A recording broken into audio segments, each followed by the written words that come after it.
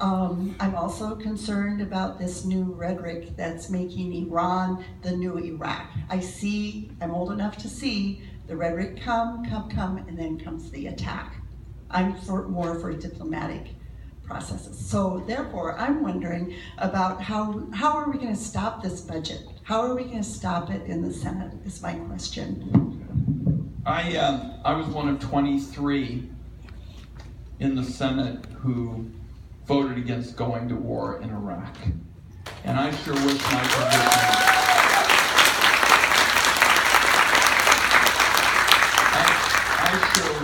my position had prevailed, because we have been for years and years now picking up the pieces of that flawed strategy. And of course, we had bin Laden pinned down. We had him pinned down. And we took our eyes off the ball and went into Iraq. And the night before the big vote, and I'll profess to being a little queasy on it because Oregon was overwhelmingly in favor, because we all detested Saddam Hussein so much. Oregon was overwhelmingly in favor of going to war with Iraq at that time.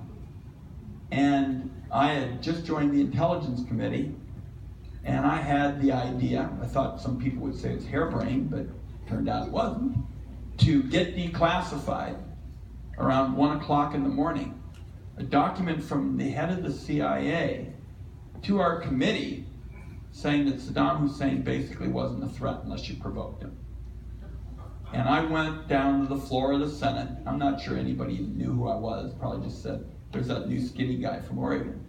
And described it, and I said, the fact is, our senators, people like Mark Hatfield, a Republican, people like Wayne Morris, a Democrat, always said, follow the facts, do what's right. And I said, I held it up, I said, this letter tells us what the CIA thinks at the time of this particular vote. I held it up, and I said, I think that Oregonians, if they knew these facts, many of them would tell me that I should vote no. I vote no.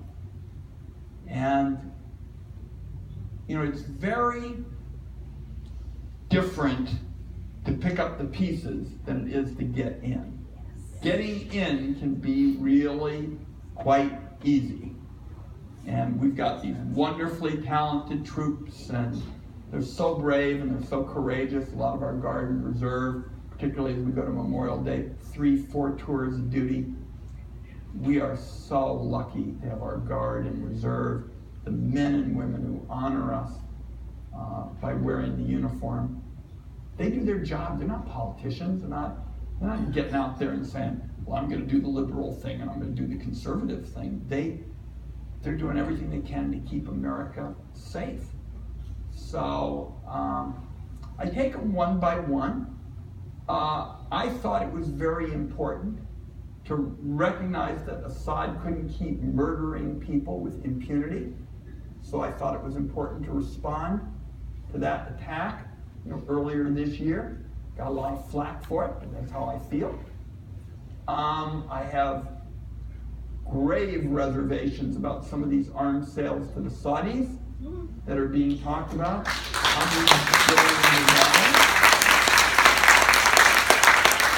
So, apropos of the budget issue which you talked about, I'm very, very opposed to this idea of increasing military spending of $54 billion. I mean, it's almost as if they said, we're going to increase military spending by a big chunk of money, and then we're going to try to figure out what to spend it on. Yeah.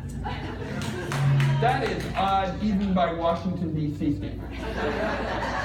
So thank you for your point. Ticket 132.